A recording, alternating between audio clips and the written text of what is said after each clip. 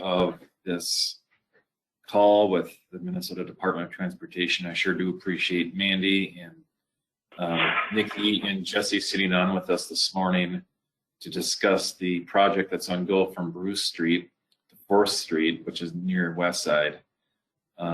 This is a project that's on a, as you'll see in one of the slides, there's a nice timeline that they put together so you can understand what we can all expect over the next 4 years before, 4.5 years roughly, before this project gets started. So there will be an opportunity to ask questions. You can do it one of two different ways. There is a chat box that we're all familiar with.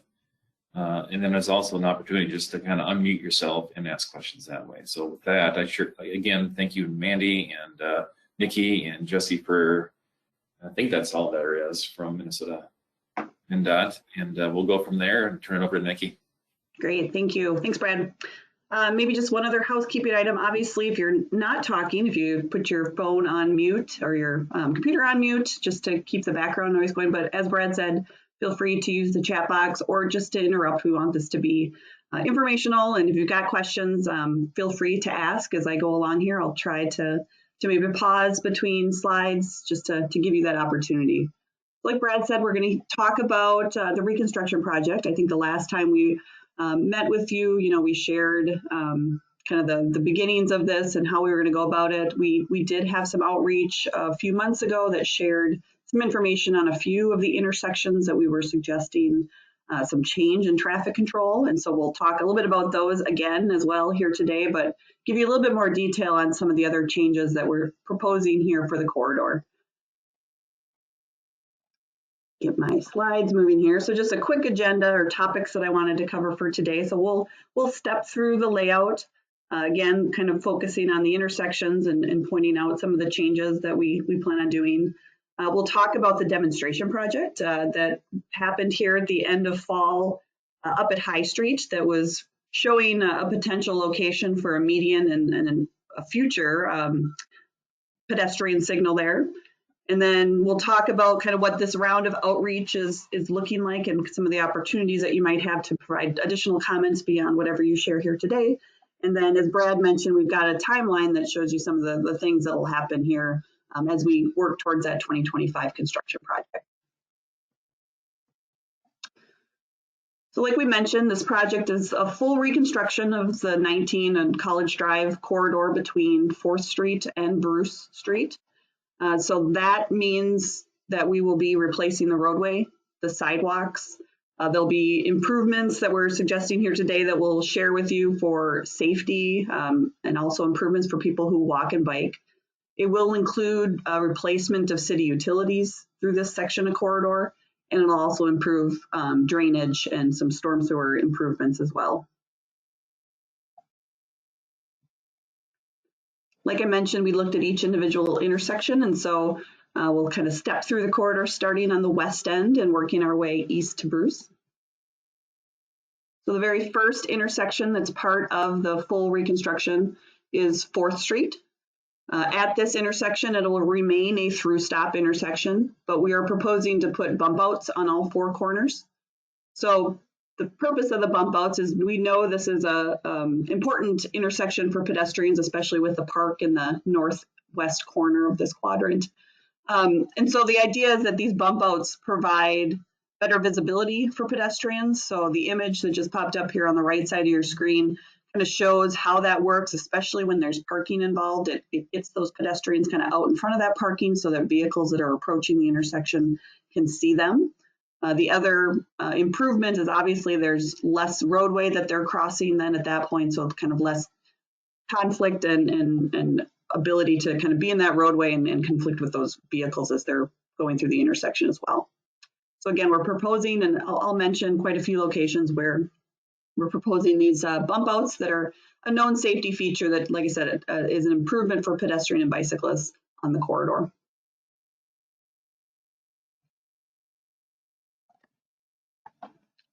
The next 2 roadways I want to talk about quick are between 4th and Country Club Drive and 2nd Street. The first one is Timmerman Drive, so it's the one that goes right in front of the Armory. The idea is that we are suggesting it be converted to a one-way road. There's a couple benefits to this. One of them is it does provide some space and ability to have some additional parking. We've heard some of the events happening at the Armory. It's important to have some additional parking. There seems to be a lot of parking on the local streets, so a few more stalls in front of the Armory is a benefit. The other benefit it provides is then it's a right out only on College Drive. Again, just a safety feature where we're reducing the amount of conflicts then at that intersection, allowing only right outs instead of people waiting to make that left turn out. And then right next to that is Artillery Drive. This one we're suggesting is closed. You can see by the layout here, the roundabout, the approaches of that roundabout kind of cause that roadway to have to be closed anyways. And we're providing that safe movement for people in the roundabout. And so again, that Artillery Drive would be closed as part of the project. Then we'll move on to Country Club Drive and 2nd Street. So again, we mentioned we had some outreach a few months ago that we shared the idea of a roundabout at this intersection. Obviously, the signalized intersection today and what is affectionately called the chicken foot configuration of that intersection. It is a difficult intersection to see in some locations as you're trying to make turns because of the strange skew of some of the roadways. So the roundabout is really a great fit for this location. It removes that signal. It provides a safer type of intersection with the roundabout. And then the couple of comments that we heard through that first round of outreach, the main thing we heard about the roundabout was concerns for truck traffic through this intersection. And so we just wanted to confirm and let you know that yes, this is designed to accommodate trucks. In fact, it's actually designed to accommodate some of the larger, maybe oversized loads that we know use this corridor, especially the wind turbine trucks. So again, the roundabout is constructed, and we've run analysis to show that trucks can easily maneuver through the roundabout. So it is designed appropriately for that. There will also be a few other enhancements. Obviously, the pedestrian crossings, they'll have medians that they'll use, so they only have to cross one direction of traffic as they're using the roundabout. And like I mentioned, it'll accommodate all vehicle types.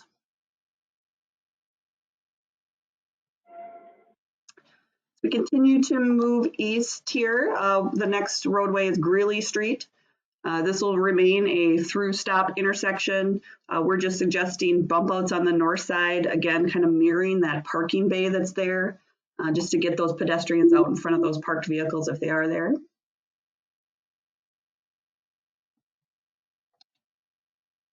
At Saratoga, the traffic signal will remain at this intersection. The one change that we're suggesting is removing the dedicated right turn lanes on College Drive. So there'll be a through right shared lane at this intersection. So again, the idea for that is to narrow up the roadways for pedestrians. Based on traffic analysis, it appears it'll work just fine, that those volumes were such that sharing the through and the right turn lane works well. And then we're also suggesting a bump out in that northeast or northwest corner. Again, kind of to be part of that parking bay that goes to the west.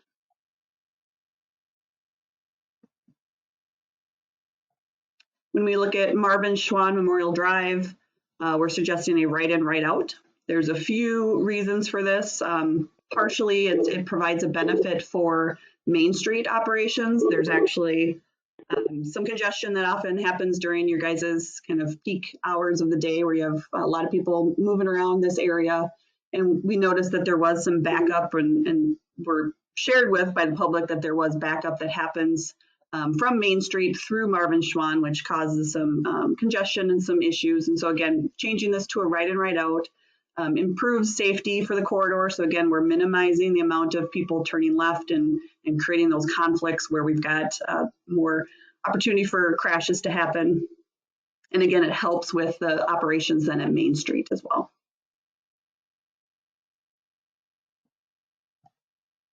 When we look at Main Street, again, this will remain a signalized intersection. All of the existing through lanes will remain.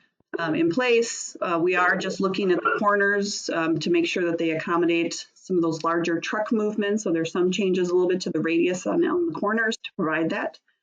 But in general, the through lanes remain the same. We are also showing 2 through lanes southbound through Main Street that would just provide a little bit more capacity for people as they go through that intersection.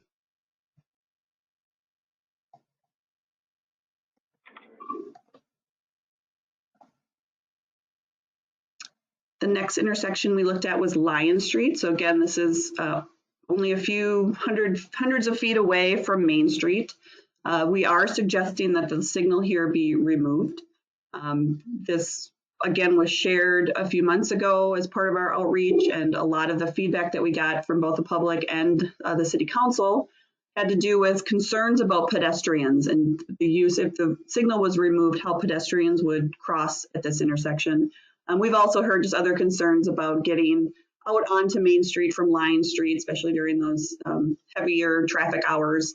And so we recognize that. However, again, we're looking for opportunities to provide more efficient movement for people through the corridor, and having these 2 closely spaced signalized intersections just provides more conflicts and more issues with people trying to get into the turn lanes. And so again, removing it shows that it operates well. The traffic volumes here are not such that they meet kind of the warrants needed for a signal, or what we typically would assume would be the amount of volume of traffic that you would have for a signalized intersection. So again, looking at this as a through stop, so Lion Street would stop, College Drive, Highway 19 would continue through with no stop. But to address some of those pedestrian concerns, we are suggesting just to the east of the intersection, both a median. So this would go within that left turn lane. So we're providing some distance there for people that want to take a left on Lion Street to be able to do so. So it's far enough east that it provides that left turn onto Lion. However, it would provide that safe space for a pedestrian to cross. And in addition to this median, we would be suggesting a rectangular rapid flashing beacon, so RRFB is what we call it. I'll show maybe in the next slide here an example of what that looks like. I'm sure you've seen them out and about here. They flash red. It provides the ability for the pedestrian to cross with vehicles stopping for them.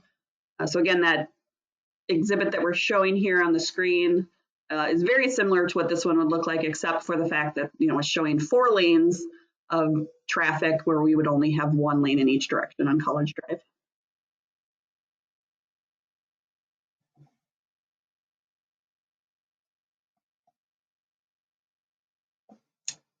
The next intersection that we're suggesting a change to is Marshall Street. So this is another condition where we're looking at changing it to a right in, right out. A couple of things that came out of some of our earlier outreach with the public was some difficulty in actually seeing vehicles as you're trying to make a turn on Marshall Street due to the bridge railings and things that as you're looking to the east. So this would help eliminate that need. People are only making that right turn. We're able to push them a little bit further to the west in order to make that turn and give them that visibility they need to see that. In addition, it provides another opportunity for pedestrians to cross the street with a little safer condition. This one is not suggested to have an RFB, I should point out, but even just having that median space as a protection so they only have to cross 1 lane of College Drive at a time is a safety feature for pedestrians.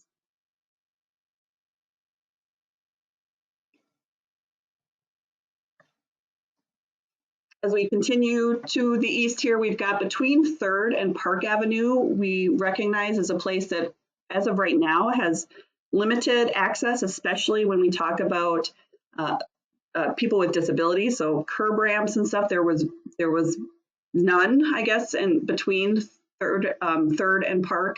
And so we're suggesting a couple more crossings, and again, adding a median to provide a little safer crossing for those pedestrians, especially as they want to access the park. Another benefit of this is, again, as we add that median into that left turn lane that at this point is not needed because of no need to turn left in either of those intersections, it provides an opportunity for traffic to actually slow down. So I think you all can recognize when you're feeling a little bit more constrained as you're driving on a roadway, you tend to slow down. And so that's another benefit of this beyond just providing that pedestrian refuge. It also allows some traffic calming along the corridor.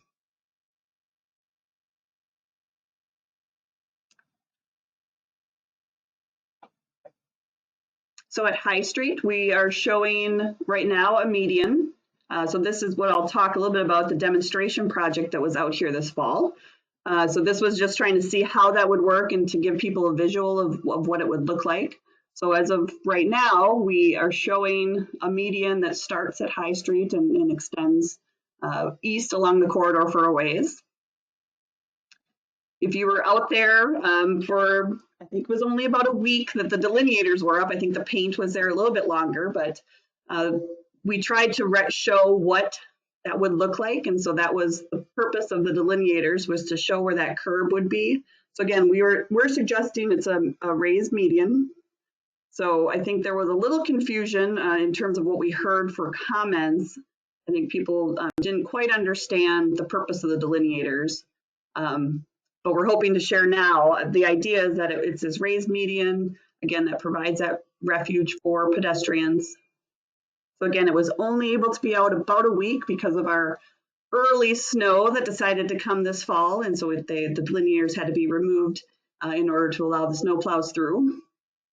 But we did get at least some comments and information from the public. So just as a quick summary of the benefits of these median islands.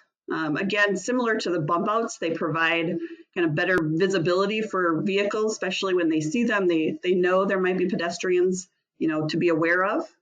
It provides that shorter crossing distance and time. So again, decreasing pedestrians' exposure to vehicles. It allows that two-stage crossing. I've kind of mentioned a couple times. It's easier to only have to worry about one direction, and then getting to the median and being able to then focus on the next direction instead of having to look at both directions at the same time to make your decision of when to cross. As an option, plants can be incorporated into medians. Obviously, it's a maintenance discussion that happens after that, but again, they can be used either colored concrete or plants to kind of make them look nicer. They are a traffic calming feature. And then they eliminate the right side passing. So I think that's a large conflict that we often see with pedestrians is a vehicle comes up to them, stops, a car comes behind that vehicle and doesn't see that pedestrian and tries to go around that car. So this kind of limits that. People don't have the space to get around that vehicle as easily as they would if that median wasn't there.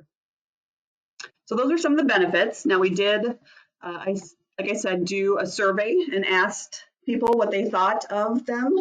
I will point out that most of the respondents did not use the demonstration project. So obviously we would prefer people to be able to actually get out there and use it, but recognize there was limited time for them to do so.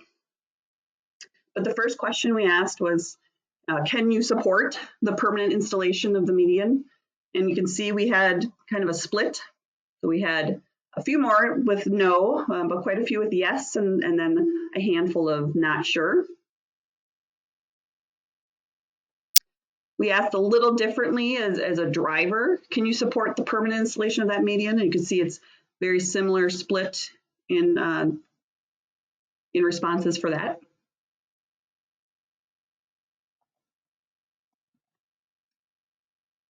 And just to summarize, like I said, there seemed to be some confusion about what that permanent median would look like. Again, there was a lot of comments about the delineators and how they didn't like the delineators, but kind of recognizing that that wouldn't be what it looks like. We were just trying to show where it would be. There was concern over losing the left turn lane, concerns about snow removal, but we will mention that it is MnDOT that's responsible for that snow removal. So Mandy and Jesse have been in close coordination with their maintenance staff to talk about these medians that they are proposing and obviously getting the buy-in they need from their maintenance staff to agree to the benefits outweigh the annoyance of having these medians as they plow. We're going to continue talking a little bit about the best location. I think there is some discussion still meant that would be worthwhile to have about the specific location. Again, hearing some of the concerns about the left turn lane. Could we make that median shorter? Could we move it somewhere further to the east? So I think we're working through and looking at different options there. So I think the story at this point is we're continuing to figure this out, and there might be some changes that you see as we move forward with this layout. And while we wanted to mention there was many negative comments, there was also a lot of positive comments too. And even I know I heard from Lindsay, who was out there when they were putting the delineators, there was a few families that were using it and gave some positive comments as they were out there even putting it up, and how nice it would be to have a facility for pedestrians in this segment of the corridor.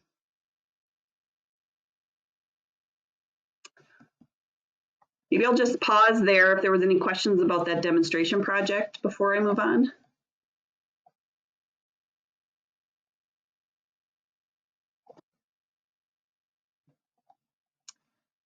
All right. The last bit of the corridor is Whitney, Hill, and Minnesota streets. And as you can see in the layout, we're suggesting to narrow up the boulevards as it approaches College Drive. Part of the reason is it provides better alignment with the streets to the north for the first two intersections. And it just creates more of a simplified intersection for College Drive. So again, it simplifies that intersection versus having that boulevard go all the way up to College Drive.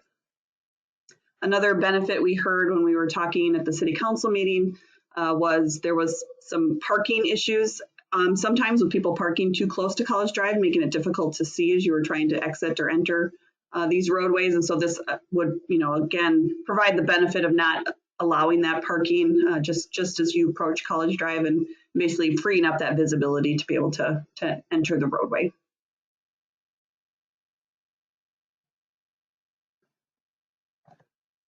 So that gets us through the layout. Like I said, right now, if you go onto the website, you're able to kind of follow very similar to what I just showed you. It's actually screenshots from the website. You can kind of scroll down the screen. It'll walk you through the corridor just like I just showed you. But there is also a PDF of everything. If you want to just kind of zoom in and out at your leisure of different locations, that's also available. And of course, what we're looking for on the virtual open house is for comments from the public. So there's opportunity there to provide that. Now, in order to get people to that website, we're doing some social media ads. We've sent out emails. We've done some newspaper ads just to try to get people to get to that website and to get us their comments. And just so you're aware, there is also individual property owner discussions going on. So again, some of the recommendations from this layout have to do with closing access to 19 or changing or moving access on 19. And so all of those property owners were reached out to ahead of time here. And I know Jesse has had some discussions with some of them and will continue to do so as we move forward with the layout.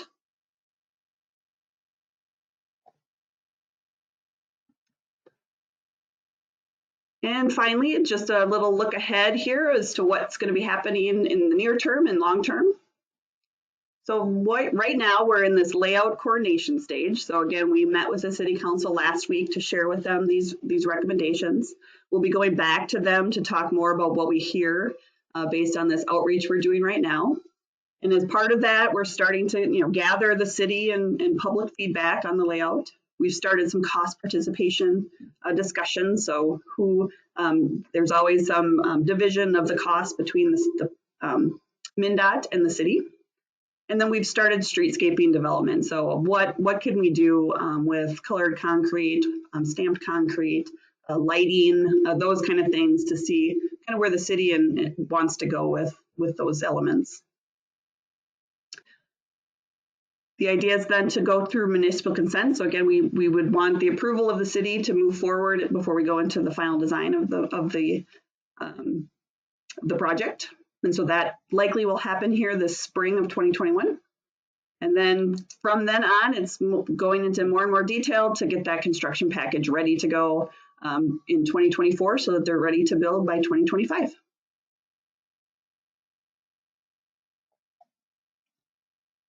So with that, that's all we had to present today. I guess I'll kind of open it up for discussion or questions. Mandy, I know you've been kind of monitoring the chat box. I don't know if there's anything that's come out of there. Nothing in the chat box, but if people would like to add a question now, or certainly unmute themselves and ask, we'd be happy to take those, or comments as well. I have a comment. I actually live near where the Rotary is going to be doing, along with I work there. And I know there's been some issues with the lights here. Is that going to continue to be maintenance while we're waiting for this whole pedestrian thing to be fixed up so that people can still continue to be able to try to cross? I know 2 of the lights are not working for pedestrians at this time, and I had made a comment and they've been sending it out, but I don't know if they're going to continue the repair works on this kind of stuff. I could jump in on that, Jennifer. I did reach out to MnDOT's traffic signal division, and I believe yesterday they informed me that they resolved that issue. So I think that the signal is working properly for pedestrian crossings. Okay, well, I'll be trying it tonight because I know I didn't walk yesterday, so I'll try it tonight to see if it works out for me. As long as the buttons work, I'm happy. I think just as overall discussion too, obviously maintenance will continue on the roadway until the 2025 project. So if there are issues like that, yes, they'll be addressed as needed. Perfect.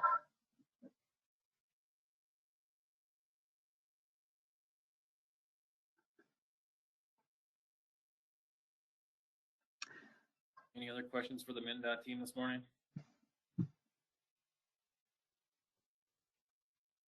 If not, we sure do appreciate your time, and I know this won't be the last we hear from you. That's for sure. I know you guys have all really have done a nice job communicating with us, which in turn gives us the opportunity to communicate with our businesses, especially those along the stretch of College Drive here. So, and I do know that this is being recorded. So there's going to be a few people we'll send this off to, but if any of the people that are tuning in this morning knows of any other businesses that want to hear what this morning's call is all about, let me know and I can get it sent off as well. So.